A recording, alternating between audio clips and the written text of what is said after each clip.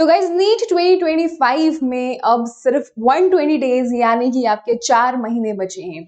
एक नया साल और एक नया महीना स्टार्ट होने वाला है, तो हमें अब चेक कर लेना चाहिए कि हमारी प्रिपरेशन कितनी स्ट्रांग चल रही है, और अगर नहीं चल रही है तो आज का सेशन रहने वाला है आपके लिए एक major reality check. So hello everyone, this is Tanisha Shekhawat and welcome to your own channel NEET marvels. तो गाइज फटाफट से देख लेते हैं आपके लिए आगे के 4 मंथ्स कैसे रहने चाहिए ताकि आप नीट 2025 को एक अच्छे स्कोर से क्रैक कर सके ऑब्वियसली। और अगर अभी तक आपकी प्रिपरेशन परफेक्ट नहीं हो पाई है तो क्या क्या स्टेप्स आपको आज से लेने चाहिए। तो ये सबसे पहले ऑब्वियसली कितना टाइम बचा है हमारे पास। तो हमारे पास 4 मंथ्स जैसे कि हमें पता है बच गए हैं, बट हमें भी पता है ये 4 महीने पूरे हम सिलेबस को नहीं दे सकते हैं। हमें सिलेबस कंप्लीशन को इसमें से सिर्फ और सिर्फ 3 महीने देने चाहिए। 1 महीना हमें किसी भी हाल में आपके रिवीजन और प्रैक्टिस के लिए रखना होगा। अगर हम एक दिन एग्जाम के पहले से तक भी अपना सिलेबस खत्म करते रह गए तो हमारे मार्क्स बहुत ज्यादा गिर जाएंगे। हमें रिवीजन और प्रैक्टिस एक अच्छे प्रॉपर वे में 1 महीने तक एटलीस्ट करनी चाहिए। उसके अलावा अगर हम 3 मंथ्स की बात करें तो ऑब्वियसली गाइस इसमें सिलेबस अगर हम पूरा करेंगे 120 डेज में से 90 दिन में आप सिलेबस पूरा करेंगे तो हर दिन आपको कम से कम अब 12 से 14 घंटे तो देने ही पड़ेंगे। उससे कम में इसके बाद काम नहीं चलेगा। ऑब्वियसली हम काफी ज्यादा लेट हो गए हैं। कुछ बच्चे अगर अभी स्टार्ट कर रहे हैं तो ऑब्वियसली कोई भी अभी कंप्लीटली फ्रेश कंप्लीटली स्क्रैच से स्टार्ट नहीं कर रहा है। आप की प्रिपरेशन लेट्स से 10-20% तो एटलीस्ट होगी ही। अगर आप ये वीडियो देख रहे हैं, आपको नीट 2025 की नॉलेज है तो एटलीस्ट आपने एक हद तक तो प्रिपरेशन अभी तक की होगी, चाहे वो 20% ही हो। तो उसको 100% तक ले जाने के लिए ऑब्वियसली आपके ये 3 महीने और ये 1 महीना बहुत ज्यादा इंपॉर्टेंट रहने वाले हैं। तो guys every day 10 to 14 days आप देंगे आज से अपनी पढ़ाई को, जिसमें ऑब्वियसली पहले 3 महीने आपकी सिलेबस कंप्लीशन में जाएंगे, जिसमें होते हैं ऑब्वियसली 90 दिन। अब 90 दिन में गाइस आपको अबाउट 79 चैप्टर्स करने हैं।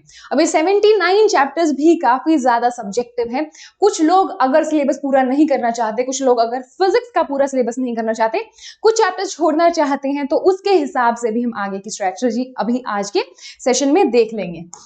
ओके पीपल, सो अब अगर हम स्ट्रैटेजी की बात करें फाइनली कि होने क्या चाहिए, तो बायोलॉजी का सिलेबस ऑब्वियसली इजी होता है, आप उसको पूरा कर सकते हैं आसानी से अगर अभी स्टार्ट करें भी तो बायोलॉजी का सिलेबस फुल हो जाना चाहिए और एटलीस्ट 340 तो आपको टारगेट करना ही चाहिए।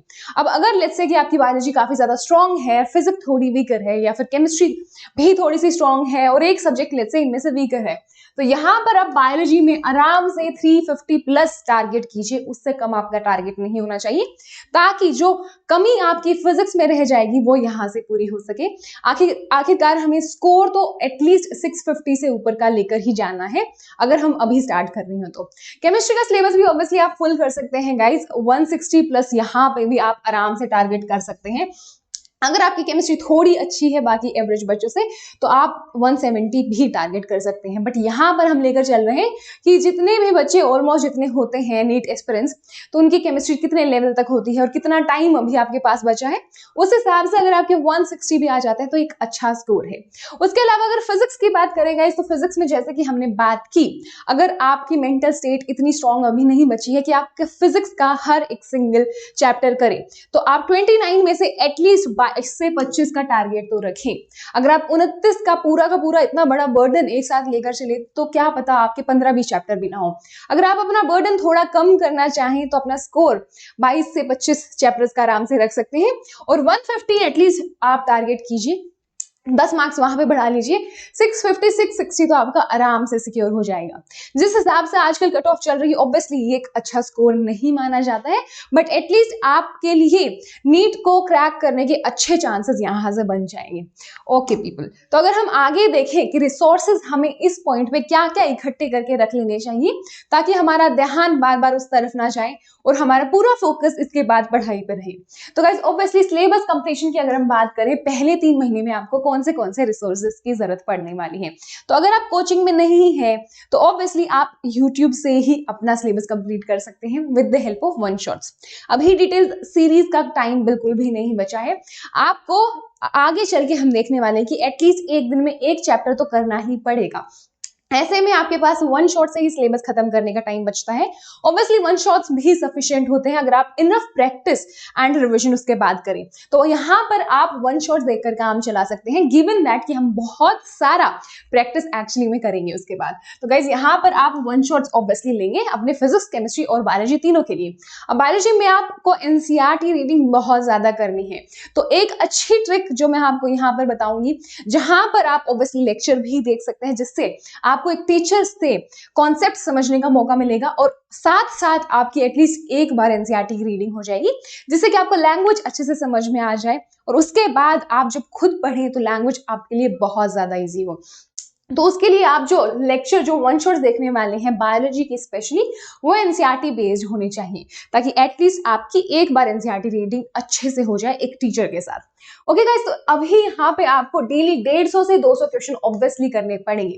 गाइस वन शॉट्स और डिटेल्ड सीरीज में यही फर्क होता है कि वन शॉट्स में आपको बहुत सारे क्वेश्चन प्रैक्टिस नहीं कराए जाते, आपको 30-30, 50-50 सेकंड का टाइमर देकर आपके साथ क्वेश्चन टीचर सोल्व नहीं करा पाता। तो यहाँ पर फर्ज आपका बनता है कि अगर आपको उन जो जिन्होंने डिटेल में पढ़ाई की उन बच्चों से कंपीट करना है, तो आप खुद से कम 150 से 200 क्वेश्चन हर रोज सॉल्व करें विद अ टाइमर। तो आपको हर रोज खुद को टेस्ट करना पड़ेगा गाइस। ओके, तो उसके अलावा अगर आपको इजी नहीं लगता है खुद से क्वेश्चन बैंक एक पेपर से पैसिवली क्वेश्चन प्रैक्टिस करना, तो आप यूट्यूब पे जो बहुत सारे प्रैक्टिस सेशंस हैं, क्वेश्चंस जहां पे टीचर आपके साथ सॉल्व करते हैं, ऐसी सीरीज भी फॉलो कर सकते हैं। तो आप प्रैक्टिस सेशंस इस पॉइंट पे आराम से फॉलो करके डेली रिविजन, डेली प्रैक्टिस कर सकते हैं। उसके अलावा अगर हम बात करें लास्ट के एक मंथ की, जहां पर आपको रिविजन प्लस प्रैक्टिस करना होगा, तो गाइस बहुत ज्यादा इंपॉर्टेंट हो जाता है। आपका लास्ट एक मंथ है ये ऑब्वियसली बहुत ज्यादा इंपॉर्टेंट रहने वाला है। यहाँ पर जितने भी आपके कॉन्सेप्ट्स आपको 60 to 70% रिटेन है, आप उसको 100% करते हैं। तो यहाँ पर रिविजन और प्रैक्टिस बहुत ज्यादा जरूरी है ऑब्वियसली। तो अगर हम बात करें तो लास्ट में अगर आपको एक्टिवली लर्निंग करनी है, तो ऑब्वियसली माइंड मैप सीरीज आप फॉलो कर सकते हैं कोई भी, जैसे कि हमारी बाउंस बैक सीरीज भी है, आप ऑब्वियसली नीट मार्वल चैनल पे जाकर चेकआउट कर सकते हैं, जिसके माइंड मैप्स भी हम टेलीग्राम पे प्रोवाइड करते हैं। तो आप माइंड मैप सीरीज से रिविजन कीजिए, उसके बाद जो माइंड मैप्स दिए जाते हैं या फिर जो आपके पास शॉर्ट नोट्स बने होंगे, उनसे आप करेंगे एक बार खुद से रिविजन ऑब्वियसली। उसके बाद अगर फॉर्मूला शीट्स और example sheets, organic reaction notebook की बात करें, तो वो आपके जो 3 महीने हैं उसी में बन जानी चाहिए। लास्ट के 1 मंथ में ऑब्वियसली आपके पास टाइम नहीं होगा, और क्विक रिविजन के लिए ऐसे आपके स्टडी एड्स बहुत ज्यादा हेल्पफुल होते हैं। उसके अलावा बात करें हम प्रैक्टिस की, तो बहुत सारे क्वेश्चन सॉल्व करने हैं गाइस। तो बहुत सारे क्वेश्चन सॉल्व करने के लिए आपके पास पीवाईक्यूज का अच्छा सेट होना चाहिए। ऑब्वियसली पीवाईक्यू आप हर एक सॉल्व करके जाएंगे, चाहे बाकी कोई क्वेश्चन सॉल्व ना करें। उसके अलावा क्वेश्चन बैंक ले सकते हैं आप कोई भी, और उससे बहुत सारे क्वेश्चन एक साथ सॉल्व कर सकते हैं। तो गाइस ये हो गया पूरा स्ट्रैटेजी आपका।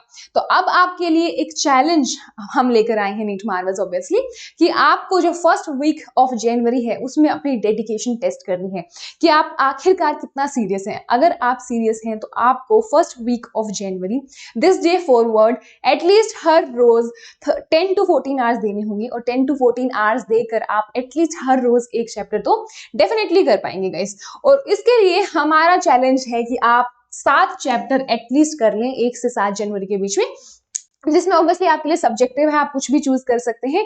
व्हाट वी रिकमेंड कि आप 2 फिजिक्स के चैप्टर कर लें फॉर स्टार्टर, 2 केमिस्ट्री के कर लें और 3 बायोलॉजी के कर लें। तो यहाँ पर आप अगर सिलेबस कंप्लीट कर रहे हैं, तो ऐसा नहीं है कि आप सिर्फ सिलेबस कंप्लीशन के लिए पढ़ रहे हैं, आपको अपनी नॉलेज, जैसे कि हमने बात की, 60 to 70% यहाँ पर रिटेन करनी होगी, ताकि रिविजन वाले टाइम के लिए 30-20% का ही आपके पास काम बचे। तो ये हो गया आपका ऑब्वियसली टारगेट जो आपके फर्स्ट वीक के लिए। अगर आपको चाहिए ऐसी ज्यादा टारगेट वीडियोस हर वीक, तो आप वो भी नीचे कमेंट सेक्शन में मुझे बता सकते हैं। उसके अलावा ऑब्वियसली हर रोज रिवीजन करना पड़ेगा गाइज। यहाँ पर यूजुअली मैं रिकमेंड करती हूँ कि संडे को आप छोड़ दो, संडे को आप कर लो रिवीजन, संडे को आप ले लो टेस्ट, बट यहाँ पर इतनी कम टाइम है 3 महीने में दैट इज 90 डेज में अगर 79 चैप्टर्स करने हैं तो आप संडेज भी यहाँ पर स्पेयर नहीं कर सकते हैं।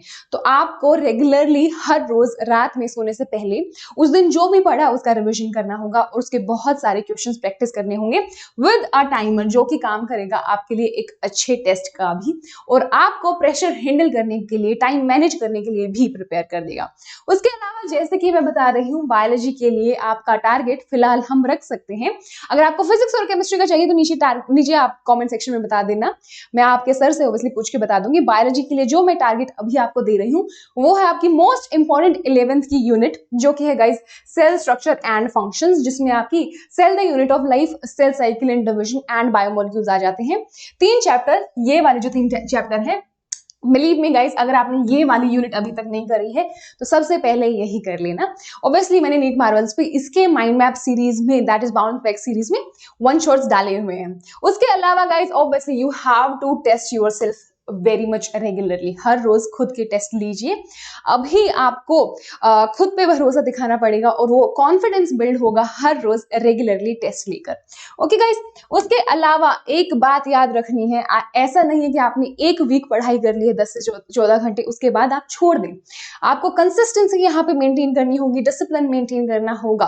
कंसिस्टेंसी और डिसिप्लिन के साथ ही अगर हम यहाँ पर पूरा अपना लाइफ इस पॉइंट के बाद 4 महीने के लिए गायब हो जाए, सेक्रीफाइस कर दें सारी आपकी जितनी भी फन एक्टिविटीज होती हैं, तभी आप नीट 2025 में एक अच्छा स्कोर कर पाएंगे ऑब्वियसली। तो गाइज अगर आप ये सब करने के लिए तैयार हैं और डेडिकेटेड हैं तो प्लीज आप नीट मार्वल्स को फॉलो कर सकते हैं। We are with you in this journey and obviously we will succeed together. So आज के लिए इतना ही गाइज, आज के सेशन का इसी के साथ होता है दी एंड। एंड उसके अलावा अगर हम बात करें कि अगर आप चाहते हैं अनअकैडमी प्लस आपके साथ रहे आपकी इस जर्नी में, तो आप ऑब्वियसली सब्सक्रिप्शन ले सकते हैं जिसपे अभी आपको एक अच्छा 55% का ऑफ मिलता है। यहाँ पर अगर आप मेरा कोड यूज करते हैं जो कि है 1018, तो अगर आप डिसाइड करते हैं कि आपको अनअकैडमी ज्वाइन करना है, अनअकैडमी के साथ पढ़ाई करना है नीट 2025 के लिए, तो आप डेफिनेटली मेरा कोड यूज करके नीट यूजी की सब्सक्रिप्शन ले सकते हैं। काफी अच्छे अच्छे ऑफर जैसे कि आप देख सकते हैं है। उसके अलावा अगर हम बैचेस की बात कर लें और टेस्ट सीरीज की बात कर लें, तो टेस्ट सीरीज स्टार्ट हो रही है, आई थिंक हो भी चुकी है गाइस। तो टेस्ट सीरीज ऑलरेडी स्टार्ट हो चुकी है, प्लीज एनरोल कर लें अपने आप को। हर रोज जैसे कि हमने बताया आपको खुद को टेस्ट करना होगा, तो उसमें आपके लिए टेस्ट सीरीज जो कि काफी नॉमिनल प्राइस पे ऑब्वियसली आपको हेल्प करेगी। अगर हम बैचेस की बात करें तो ऑब्वियसली ऑल स्टार्स बैच था, उसका रिलोडेड वर्जन आ रहा है गाइस, जहां पे आप सारे अपने फेवरेट एजुकेटर्स के साथ पढ़ाई कर सकते हैं ऑब्वियसली। तो ये भी एक अच्छे नॉमिनल प्राइस पे अवेलेबल है। तो इसी के साथ हम आज का जो सेशन है इसको सम अप करते हैं guys, and yes I will definitely see you in the next one. उसके लिए आपको नीट मार्वल्स को सब्सक्राइब करना होगा, नीचे जो टेलीग्राम का लिंक पड़ा है उसको ज्वाइन कर लेना। वहां पर बहुत सारे चैप्टर्स के माइंड मैप्स प्रोवाइडेड हैं आपके रिविजन के लिए। And yes please share and like this one. Okay guys, so I will definitely see you in the next one. Till then, bye bye.